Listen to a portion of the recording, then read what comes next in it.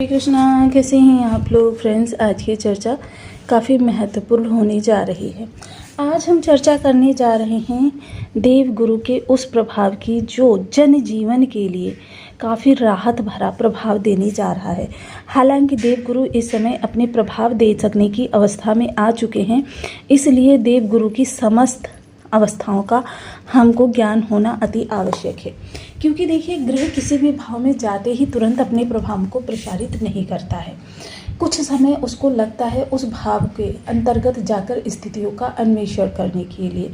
क्योंकि जैसा कि हम सभी लोग जानते हैं, आपके राशिपति इस समय पर बहुत ही शुभ अवस्था में है और इनका प्रत्येक, चाहे नेगेटिव स्थिति हो चाहे पॉजिटिव स्थिति हो, इनका लाभ आपको दोहरा और इस समय पर तो कह सकते हैं कि 3 गुना मिलता हुआ देखा जाता है। क्योंकि देव गुरु देखिए आपके पंचम स्थान से गोचर कर रहे हैं। देव गुरु का पंचम स्थान पर आना, देखिए इसे किसी योग से, शुभ योग से, राजयोग से कम नहीं माना जाता।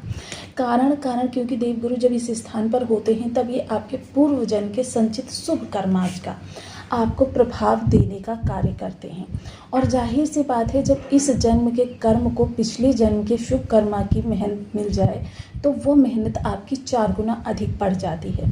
और जब ये 4 गुना अधिक बढ़ जाती है तो जाहिर सी बात है, किसी भी जगह पर आप प्रहार कर रहे हैं, किसी लक्ष्य को भेद रहे हैं, चाहे वो लक्ष्य आपका कैरियर हो, स्वास्थ्य हो, आपका धन आगमन हो, स्थायित्व हो, परिवार हो, विवाह हो, या फिर जीवन की कोई भी ऐसी अवस्था जो अभी तक आप प्राप्त नहीं कर पाए हैं लेकिन संघर्षरत हैं, तो वह आपके पास आने से इस समय पर दूर नहीं जाएगी। वहीं देव गुरु का उच्च राशि में होना, गुरु का पुष्य नक्षत्र में होना और साथ ही साथ गुरु का इस समय अपने डिग्री बल से आपके लिए प्रभावशाली अवस्था में आ जाना, ये सारी चीज़ें बहुत महत्वपूर्ण हैं। देखिए, इस समय पर जो देव गुरु की स्थिति है, सबसे पहले अगर यदि देखा जाए तो मंगल वर्तमान समय में इस भाव में गोचर कर रहे हैं, आपके पराक्रम भाव में। मंगल की अगर देखा जाए तो भाग्य भाव पर सप्तम दृष्टि है। भाग्य भाव पर सप्तम दृष्टि मंगल के जाने का मतलब क्या है? विपरीत राजयोग का निर्माण। अब विपरीत राजयोग का मतलब देखिए, मैंने आपको पहले कई बार बताया, विषमता से समता की ओर। देखिए, कितना भी आप सही प्रयास कर रहे हैं, कितना भी आप सकारात्मक प्रयास कर रहे हैं, लेकिन विषमता तो बनेगी ही, टकराव तो उत्पन्न होगा ही। अब चाहे देखिए, क्योंकि भाग्य भाव है तो भाग्य भाव में अगर टकराव उत्पन्न हो रहा है तो आपके 12 भाव संबंधी पहले आपके सामने नकारात्मकता आएगी। अब वहीं देव गुरु की पंचम दृष्टि इस भाव पर, वहीं मंगल की अष्टम दृष्टि इस भाव पर और देव गुरु का भाव, वहीं यदि शनि को देखें तो शनि आपके लग्नगत बैठे हुए हैं, गुरु की नवम दृष्टि। आज हम सिर्फ आपके लिए गुरु के रक्षात्मक प्रभावों को जानेंगे कि गुरु कितने डिग्री बल से और कितने प्रतिशत प्रभाव के साथ आपके जीवन को इस समय रक्षामय बना रहे हैं। तो बहुत महत्वपूर्ण वीडियो रहने वाला है, क्योंकि गुरु प्रकाश होता है।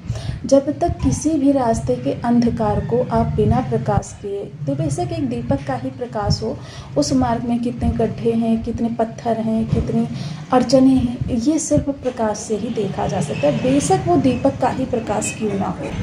तो ये प्रकाश जो है इस समय गुरु कितना तेज और कितना धीमा आपके लिए दिखाएंगे, इस विषय पर चर्चा करेंगे। तो बने रहें हमारे साथ इस वीडियो में एंड तक, आपको बहुत कुछ जानने के लिए मिलेगा। वीडियो बहुत ज्ञानवर्धक होने वाला है।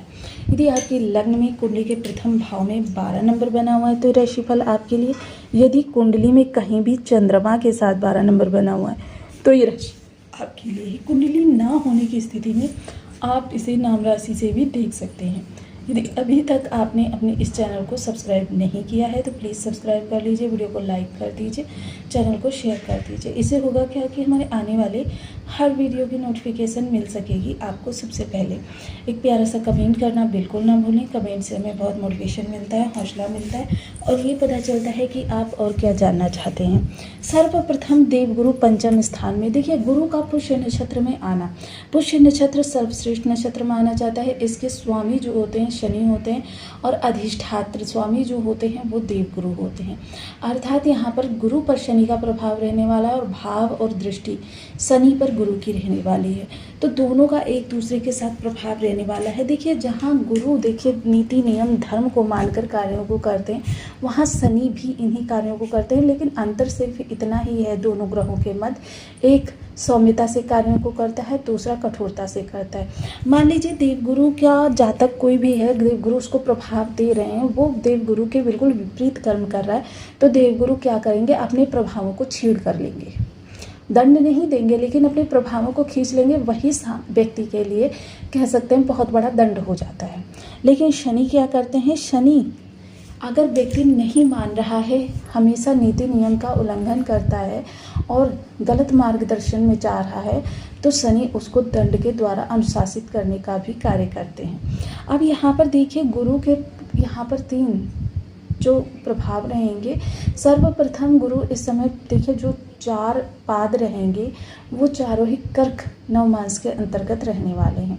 कर्क राशि के अंतर्गत रहेंगे लेकिन 4 पद रहेंगे। अब 4 पद में प्रथम जो रहेगा कर्क का रहेगा और वर्तमान समय में देवगुरु कर्क के नवमांस का ही भोग कर रहे हैं। दूसरा जो रहेगा वो बुध की कन्या राशि का रहेगा। तृतीय जो रहेगा वो शुक्र की तुला राशि का रहेगा। चतुर्थ जो रहेगा वो मंगल की वृश्चिक राशि का रहेगा। ये सारे प्रभाव गुरु के यहाँ से प्रसारित होते हुए देखे जाएंगे। तो काफ़ी महत्वपूर्ण गुरु के प्रभाव हैं। और वर्तमान समय में देव गुरु की जो ये देखिए जिस भाव में है, यहाँ पर सबसे पहले तो क्या होगा कि आपके पूर्व जन्म के संचित शुभ कर्म आज इस जन्म की आपकी स्ट्रगल से आकर जुड़ जाएंगे। अब इस जन्म की जब स्ट्रगल से आकर जुड़ेंगे तो जाहिर सी बात है कि जो मेहनत आप 100% कर रहे थे वो आपके पिछले जन्म के कर्म के आधार पर आपके लिए 50 भी हो सकती है, 10% भी हो सकती है। तो ये काफ़ी महत्वपूर्ण आपके लिए चीज़ रहेगी इस गोचर काल के दौरान। गुरु यहाँ पर 6 माह के लिए गोचर करेंगे और ये 6 माह आपके लिए काफ़ी महत्वपूर्ण रहेंगे, क्योंकि हम सभी लोग जानते हैं देवगुरु जो हैं 2032 तक अतिचारी चाल ही चलते हुए देखे जाएंगे। अतिचारी चाल वो चाल होती है जो किसी ग्रह की सर्वोत्तम चाल कही जाती है, यानी बहुत शीघ्रातिशीघ्र वो चाल अपनी चलता है। यानी कि देखिए एक वक्री होता है, एक मार्गी होता है। इसमें क्या होता है, चाल की रफ्तार सेम होती है, बस क्या होता है उल्टी दिशा में चलना प्रारंभ कर देता है। लेकिन अतिचारी होने में चाल की रफ्तार 2 गुनी बढ़ जाती है। अब 2 गुनी बढ़ जाती है तो जाहिर सी बात है उस जितने समय होता है उस समय का आधा हो जाता है, यानी उतने ही समय चक्र को वो सिर्फ आधे समय में पूर्ण कर लेता है। देवगुरु यहाँ पर देखिए जिस समय पर आप ये वीडियो देख रहे हैं 4 डिग्री के होंगे। 4 डिग्री अर्थात यानी देवगुरु बाल्यावस्था से गोचर कर रहे होंगे और अपने 30% प्रभाव आपको प्रसारित कर रहे होंगे। अब देखिए मंगल भी अभी अभी इस भाव में आए हैं, तो मंगल का डिग्री बल भी वर्तमान समय में सेम ही रहने वाला है। तो जो टकराव आपके भाग्य भाव में उत्पन्न होना था उससे रक्षा करने का कार्य देवगुरु 30% शक्ति के साथ करेंगे। जो टकराव उत्पन्न होगा 12 भाव संबंधित, वहाँ देवगुरु अब वर्तमान समय में आपके लिए चीज़ों को सहयोगित करके करेंगे। ये रक्षात्मक दृष्टि रहेगी देवगुरु की, ज्ञान की दृष्टि रहेगी। तो जो कहते हैं ना विच्छेदात्मक चीज़ें विषमता से समता की ओर, विषमता जो उत्पन्न करेंगे। मोस्टली लोग क्या होता है देखिए जब सोचते हैं कि भाई इतने बड़े बड़े चैलेंजेस मेरे सामने आ रहे हैं, कैसे मैं इनको डिफीट करूँगा। चैलेंजेस आए हैं तो डिफीट आपको ही करने हैं, क्योंकि इस समय पर वह चीज़ आपके लिए सर्वथा सटीक सिद्ध बैठती है जो डर के आगे जीत है, जो ये निकालती है। अब ये गुरु का प्रभाव यहाँ पर काफ़ी महत्वपूर्ण रहेगा, क्योंकि यह डर कि कैसे पूरा करूँगा, टारगेट हो सकता है ऑफिस की तरफ से आपको बड़ा मिल जाए, रिश्ता कोई ऐसा हो कि सामने वाला आपको बहुत ही खड़ूस लगे, लेकिन जब आप बात करें, जब आप उस रिश्ते में आगे बढ़ें तो आपको लगे अरे मैं तो नाहक ही डर रहा था। लेकिन क्योंकि यहाँ पर गुरु की बुद्धि और विवेक भी है, गुरु की बुद्धि और विवेक के यहाँ पर होने का मतलब ये है कि चीज़ें आपके फेवर में 110% आपकी ही फेवर में होती हुई दिखाई देंगी। बस आपको उस चैलेंज को पार करना है किसी भी तरीके से। आप अगर यह चीज़ मन में ठान लेंगे, देखिए मन के हारे हार है, मन के जीते जीत। और देवगुरु इस समय मन के प्रभाव में है। मन यानी कि कर्क राशि के चंद्रमा के प्रभाव में है, और कर्क राशि के चंद्रमा के प्रभाव में जब देवगुरु आ जाएं तो समझ लीजिए कि देवगुरु सर्वोच्च स्थिति में हैं अपनी, और पुष्य नक्षत्र जिसे कि देवताओं का आशीर्वाद माना जाता है, तो काफ़ी महत्वपूर्ण स्थितियां हैं। वहीं देखिए मंगल की द्वितीय दृष्टि जो आजीविका भाव में विषमता को उत्पन्न करने जा रही थी, अब जब ये मंगल क्योंकि विपरीत राजयोग है तो भाई सारी दृष्टियां इनकी विपरीत राजयोग का ही प्रभाव देती हुई देखी जाएंगी। तो इसको भी देखिए देवगुरु की राशि है, तो जाहिर सी बात है कि जब आपका ग्राउंड अच्छा होगा तो उस पर आप चाहे देखिए डंपिंग ग्राउंड बनाएं, चाहे उस पर बिल्डिंग बनाएं, चाहे आप उस पर कह सकते हैं कि मतलब अखाड़ा बनाए, कुछ भी उस पर आप कर सकते हैं। ग्राउंड आपका है, यानी देवगुरु का ये ग्राउंड है। तो ग्राउंड यहाँ पर जब ग्राउंड का स्वामी इतना सुलझा हुआ है, इतना सक्षम स्थिति में है, तो जाहिर सी बात है कि यहाँ पर कोई निगेटिविटी नहीं होने देगा। तो यहाँ पर भी देवगुरु की बहुत अच्छी आपके लिए बाउंडिंग रहने वाली है, जिसकी वजह से देवगुरु यहाँ पर काफ़ी रक्षात्मक रवैये को अपनाते हुए देखे जाएंगे। वहीं इनकी सप्तम दृष्टि देवगुरु की जो रहेगी वो शनि की राशि और कारक स्थान लाभ पर रहेगी। तो जाहिर सी बात है लाभ के लिए जो भी प्रयास आपके द्वारा किए जा रहे हैं वो इस समय सही दिशा पर नीति विवेक के द्वारा, क्योंकि इस समय बहुत सुलझे हुए व्यक्ति आप रहेंगे। आपका व्यक्तित्व तो बहुत ही आकर्षक रहेगा, ज्ञान से परिपूर्ण रहेगा, नीति नियम परोपकार से सुलझा हुआ रहेगा, क्योंकि इस समय आपकी नीति नियम और ज्ञान की व्याख्या देखिए शब्दों के माध्यम से संभव नहीं है। आपके देवगुरु की स्थिति के अनुसार आपके अंदर हर चीज़ बहुत ही अच्छी होती हुई देखी जाएगी। वहीं दूसरी चीज़ यदि कहें तो देवगुरु की दृष्टि जो ये शनि पर जाएगी, तो शनि देखिए जिस भी भाव में है, देखिए 12 राशियों के लिए शनि जिस भी भाव में है वह भाव आपका थोड़ा सा चैलेंजेस से भरा हुआ है, थोड़ा सा कष्टों से भरा हुआ है, क्योंकि चैलेंजेस आपके सामने डे बाय डे नए नए उपस्थित हो रहे हैं।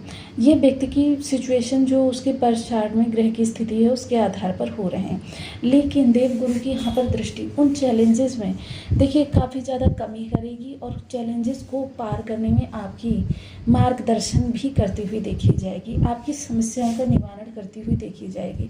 जो आप इस समय अंतर्मुखी हो रहे हैं, आप इस समय